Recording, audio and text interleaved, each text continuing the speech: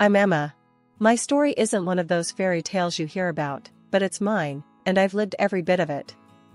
My life's been a mix of love, betrayal, and coming out on top when everyone else thought I'd be down for the count. From the jump, me and Mike, we were kind of the high school sweethearts you'd hear about but never really believe existed. He was all about football, the kind of guy who lived for the Friday night lights, and I was more the behind-the-scenes type, hanging with the girls' support group, cheering him on from the sidelines. "Hey, Emma," he'd shout across the hallway with that grin plastered on his face. "Catch the game on Saturday?" And I'd roll my eyes, play it cool. Maybe, if I've got nothing better to do, I'd shout back, but we both knew I wouldn't miss it for the world. Mike's folks, they were gems, treating me like I was one of their own. "We can't wait for you two to make it official," his mom would say every time I'd come over, her eyes all twinkling with the thought of us walking down the aisle. My folks were on board too, always had Mike's back, inviting him over for dinner, asking about his games, his life. It was all pretty cozy. Except, there was a bit of a snag in this picture-perfect setup, my sister, Sarah. For years my junior and totally smitten with Mike. It wasn't like she was subtle about it either. But instead of brushing it off, I felt bad for her. Lily and we had a complex thing going. She was my sister, and I loved her, but there was this tension, a rivalry that never seemed to go away. "He's just so perfect, Emma. How do you do it?" she'd ask, her voice a mix of admiration and envy. I tried to keep it light. "Oh, come on, Lily. There's plenty of fish in the sea. Mike's not the only guy out there." But she'd just huff, "Easy for you to say. He's head over heels for you." I tried to be there for her, but Mike, well, he didn't handle it as kindly. He'd laugh it off, make some snarky comment that'd just light a fuse between us. "Come on, Mike, cut her some slack," I'd tell him after he'd made another dig at Sarah's expense. "What? Can't she take a joke?" he'd shoot back, all defensive, like he didn't get why it was a big deal. This one time, Sarah turned 16, and at her birthday party, with everyone there, she made this wish out loud: "I wish to marry Mike." And then she blew out her candles like it was the most natural thing in the world to say. The room went dead silent. You could have heard a pin drop. Mike just coughed awkwardly, while I felt my face go hot with embarrassment and anger. That moment kind of broke something between me and Sarah. We didn't talk for a long while after that. The tension it caused, it was like a thick fog you couldn't see through. It wasn't just the wish, though. It was Mike's reaction, the way he laughed it off later when we were alone. Did you see her face? She really thought she had a chance. I couldn't wrap my head around how he couldn't see the hurt he was causing. "It's not funny, Mike. She's my sister. You can't just mock her feelings like that." "Ah, come on, Em. She'll get over it. They always do," he said, brushing it off like it was nothing. But it wasn't nothing to me. This whole mess, it was a wake-up call in a way. Made me see the cracks in what I thought was a solid foundation. Looking back, I guess it was the start of understanding that love, it's complicated, messy, and sometimes, it pits you against the people you want to protect the most. The day I married Mike should have been the happiest of my life, and it was, mostly. But there was this undercurrent, a tension you could cut with a knife, all thanks to one person, my sister, Lily. As the wedding day approached, everyone was on a high. Mike's parents were over the moon, constantly fussing over the smallest details. "Emma, dear, you're going to be the most beautiful bride," Mike's mom would say, her eyes sparkling with tears of joy. And Dad, well, he was just Dad, trying to keep a tight lid on his emotions, but failing miserably. "I'm not going to cry. I'm not," he'd mutter, only to be caught wiping his eyes when he thought no one was looking. My folks were just as excited. Mom was all about the dress. "You look like an angel, Emma. Mike won't know what hit him when he sees you walking down that aisle." And Dad, ever the joker: "Better make sure that boy knows how lucky he is, or he'll have me to answer to." But Lily, she was a different story. Since that birthday wish fiasco, things had been tense between us. We barely spoke, and when we did, it was like navigating a minefield. The closer the wedding got, the frostier she became. On the day, as I was getting ready, Lily walked into the room. I hadn't expected her to say anything, but she surprised me. "Emma, can we talk?" Her voice was low, almost hesitant. I turned, keeping my emotions in check. "Sure, Lily. What's up?"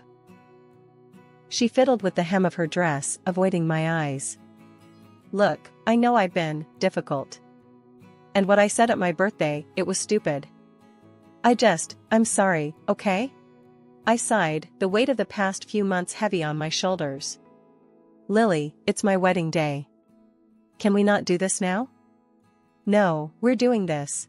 I need to say it. I was jealous, alright? I've always been. But seeing you now, so happy and beautiful, it's hard not to feel like the biggest jerk." Her words caught me off guard. It was the most honest I'd heard her in years. "Thanks, Lily. I just wish you could have realized that earlier, before all the drama." "Yeah, well, better late than never, right?" She managed a small smile, the first genuine one in a long time.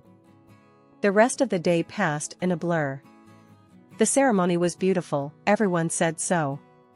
Mike looked dashing, and when he saw me, his reaction was everything I'd hoped for. "God, Em, you're breathtaking," he whispered as I joined him at the altar. The reception was a hit, the music, the dancing, the laughter. It was perfect, except for the moments I caught Lily looking our way, her expression a mix of regret and something else I couldn't quite place. At one point, Mike leaned in. "Your sister, she's been staring all night. You think she's okay?" I glanced at Lily, then back at Mike. "Let's just enjoy our night, okay? Whatever's going on with Lily, it can wait." Life after the wedding was like waking up from a dream, the kind where everything's perfect, only to find reality waiting for you with a sledgehammer. Me and Mike, we were living the dream, or so I thought. Then came the kids, Joey and Ellie, our little bundles of joy and sleepless nights. It wasn't long before the cracks began to show. Money was tight, turns out love doesn't pay the bills. Mike started working extra shifts at the mall, coming home late, more exhausted and less like the guy I married. One evening, after a particularly rough day with the kids screaming nonstop and the washing machine breaking down, Mike walked in, looking like he'd been through the ringer. I was at my wit's end, covered in baby food and desperation. "Mike, thank God you're home. Can you take Ellie? She's been crying nonstop, and Joey's making a mess in the living room." Mike barely glanced my way, a grunt his only reply as he slumped onto the couch, shoes still on. That's when I lost it. "Mike, did you hear me? I need help here." He looked up, annoyance flashing in his eyes. "What do you want from me, Em? I've been on my feet all day. Can't I catch a break for 5 minutes?" "A break?" I was incredulous, gesturing to the chaos around us. "You think I've been on vacation here? This is 24/7, Mike. The kids need you. I need you." Mike stood up, his voice rising. "And what about what I need? A little peace, maybe? Not to come home to this circus every night?" The word circus hung between us, a grenade that had just gone off, leaving us staring at each other across the battlefield our home had become. "Is that what your family is to you? A circus?" My voice was a whisper, but the hurt must have been evident. Mike ran a hand through his hair, the fight going out of him. "No, Em, that's not what I meant. I'm just tired. We're both tired." But it wasn't just about being tired, was it? Things had changed, and we were drifting apart, each day a little more. The love was there, buried under layers of exhaustion and unspoken resentments, but it was getting harder to find. We patched things up, because that's what you do when you love someone, right? But those patches felt more like band-aids on a dam about to burst. Conversations about money, the kids, and how we were living became the norm. Mike's solution was to escape, to find solace at the bottom of a bottle or in the laughter of strangers at a bar. The quarrels got more frequent, nastier. We'd go at it over anything, the bills, the endless nights of crying children. And then, Mike started not coming home. The first time it happened, I told myself he'd crashed at a friend's. But then it became a pattern. Night after night, he'd disappear, only to stumble in at dawn, reeking of alcohol, with that look in his eyes. The look that said he was somewhere else, with someone else, in his mind. It tore at me. Every time he left, it was like he took a piece of us with him, a piece we'd never get back. The man I married, the one I thought I'd spend my life laughing and growing old with, was slipping through my fingers. And the worst part? I didn't know how to stop it, how to pull him back. The morning everything fell apart was like any other, except for the deafening silence that greeted me as I woke. Mike's side of the bed was cold. I checked every room, but he was gone. His clothes, his shoes, even his toothbrush, all vanished. My heart sank. This wasn't like the other nights. I tried calling him, but it went straight to voicemail. "Mike, where are you? Please, come home," I pleaded into the phone, my voice breaking. There was no answer, just the mocking beep signaling the end of my message.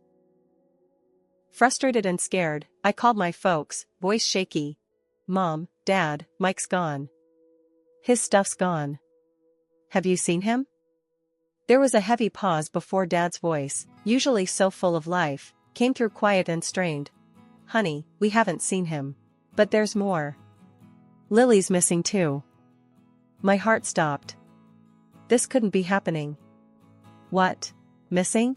Both of them? The room spun as I tried to process his words. Before I could gather my thoughts, my phone buzzed with a new message. It was from Lily.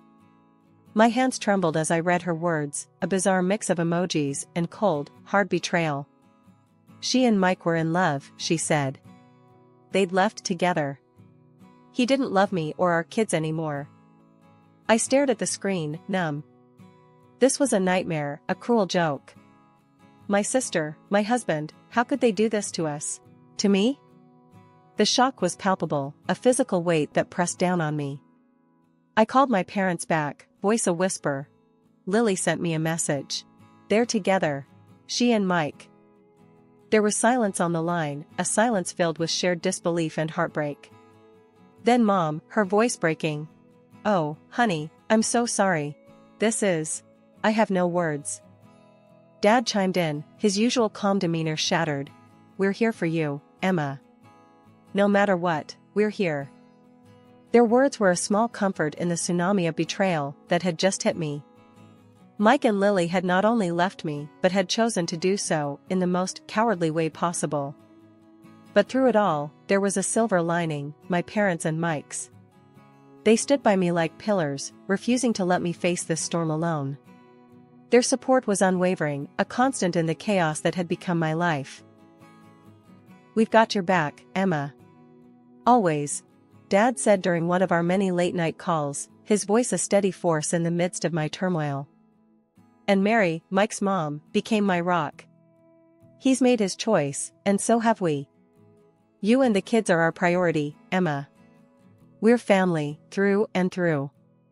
Filing for divorce and stepping into the role of a single mom wasn't something I ever pictured for myself. Finding Mike to get any child support was like chasing a ghost, he was nowhere to be found. Those days were rough. Money was tight, and I leaned heavily on my folks and Mike's parents more than I'd have liked to admit. One evening, we were all sitting around the kitchen table at my in-laws, a kind of makeshift family council we'd come to rely on.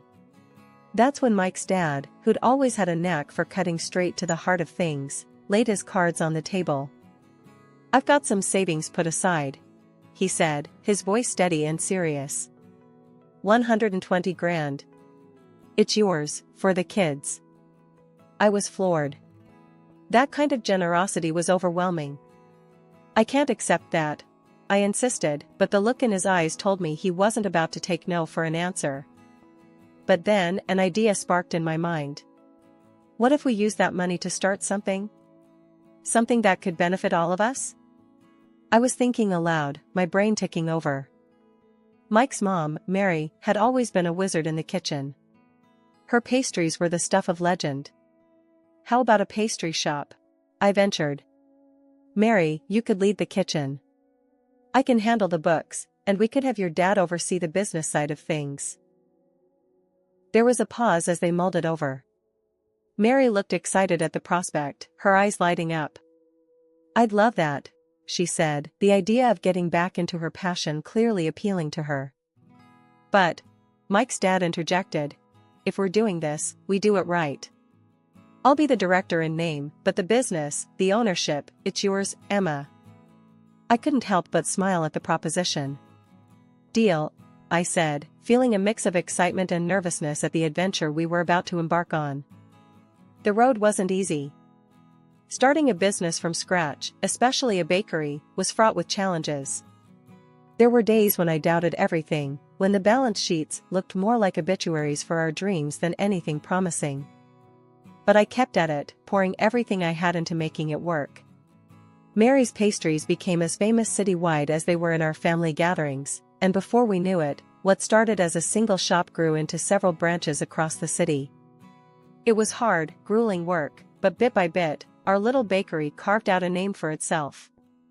Through it all, I stayed in the background, happy to let Mike's dad take the limelight as the face of the business.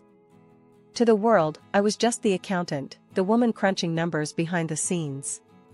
But in truth, I was the owner, the one calling the shots. We had turned a dream into a thriving reality, our confectionaries a staple in the city. I became a wealthy woman, not just in terms of money, but in the wealth of experience, the strength of family, and the sweet taste of success against all odds. One lazy Sunday afternoon, as I was balancing the books and relishing in the quiet hum of productivity, my phone pinged with a notification that made my heart skip a beat. It was a message from Lily. My stomach churned as I opened it, half hoping it was a mistake. But there it was, a message filled with emojis and a nonchalance that belied the depth of the betrayal. Hey sis, guess who? Just thought I'd check in and show you how amazing life is on this side. Mike and I are living the dream. Bet you're still stuck in your little world, playing safe. Toodles. Kiss mark. The audacity of it left me reeling. The wounds she and Mike inflicted were deep, and here she was, poking them with a stick, flaunting her so-called blissful life in my face. I stared at the message, 1,000 retorts running through my mind, but in the end, I chose silence. Engaging with her would only drag me back into the mire I'd worked so hard to climb out of. But Lily wasn't done. She kept sending messages, each more taunting than the last. It was like she was trying to erase her own guilt by diminishing my achievements. Then, Mike joined the fray, sending me a friend request on social media along with a message that was like a slap across the face. Hey Emma, long time no see. Just wanted to see how you're holding up without me. Must be tough raising the kids all on your own. Don't worry, Lily and I are having a blast. Take care. I couldn't believe the nerve of him, after everything he'd done, to mock my struggles and parade his betrayal as some sort of victory. I wanted to scream, to lash out and tell them both how wrong they were, how their selfishness had only made me stronger, made us stronger. But I knew that's exactly what they wanted, a reaction, any sign that their words had hit their mark. So, I did the one thing that felt right. I blocked them. No messages, no friend requests, nothing. It was the digital equivalent of slamming the door in their faces, and it felt good, liberating even. After a couple of weeks of eerie quiet, Lily started her old tricks again, bombarding me with messages. This time, she was flaunting her lavish lifestyle, sending me photos of her and Mike posing in front of expensive cars and at fancy resorts. I tried to ignore her, blocking each new account she popped up with, but then things took a nastier turn.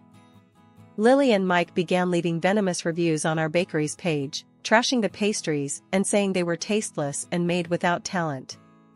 Reading those words felt like a punch to the gut.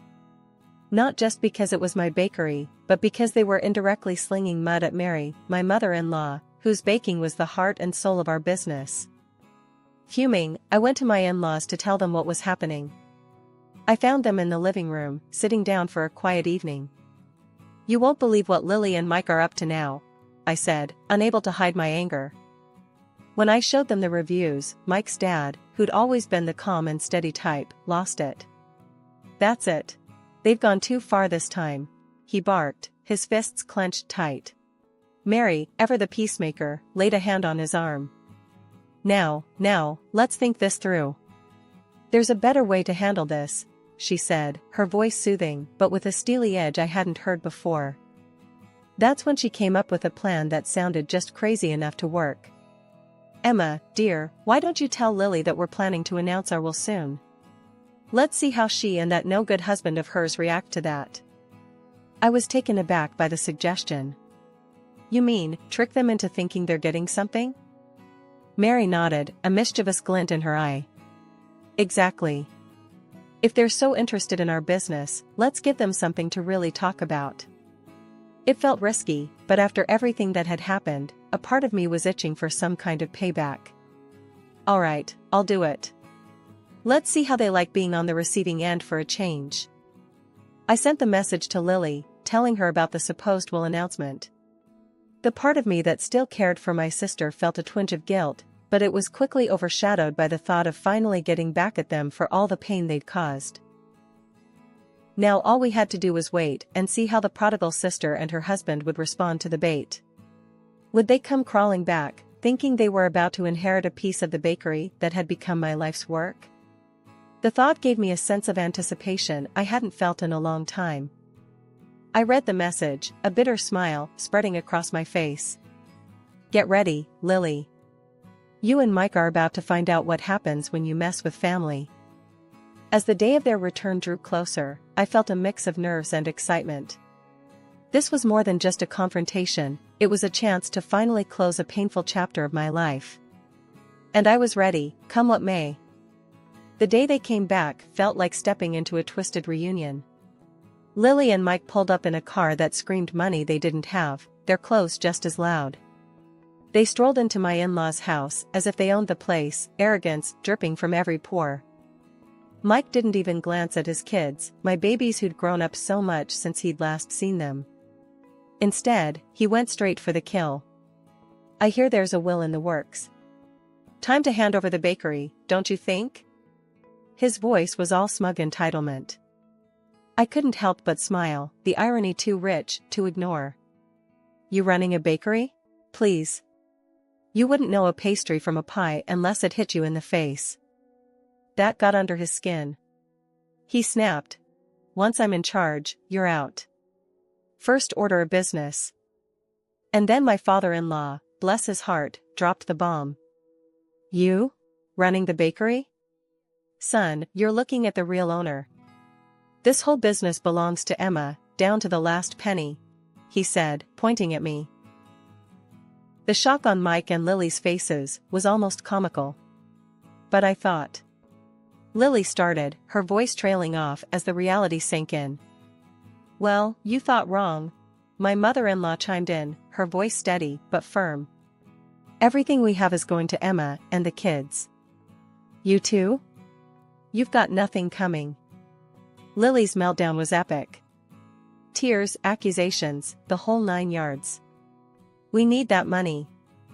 Everything we have is maxed out. The car, the clothes, it's all on credit. And then, in a move that should have surprised no one, Mike showed his true colors. Turning to me with eyes full of nothing but greed, he said, Emma, babe, I made a mistake. I'll dump her and come back. We can be a family again. The silence that followed was deafening. Lily exploded, calling him every name in the book, while I just watched, the sadness in my heart making way for something else, relief. My in-laws didn't waste any time. Get out, was all my father-in-law had to say, his voice cold as ice. They left, a storm of hurt and betrayal in their wake, but the house felt lighter somehow, as if their leaving had lifted a curse. The next day, my phone rang. It was my folks, letting me know Lily had shown up at their doorstep, begging for money. They turned her away, just like we had. Enough is enough, they said. And they were right. Sitting there, phone in hand, I couldn't help but reflect on the whole sordid saga. From love to betrayal to this victory, if you could call it that. I realized that what I'd won wasn't just a battle over money or a bakery. I'd reclaimed my life, my dignity. I'd shown my kids the value of standing up for oneself, of not caving under pressure or manipulation.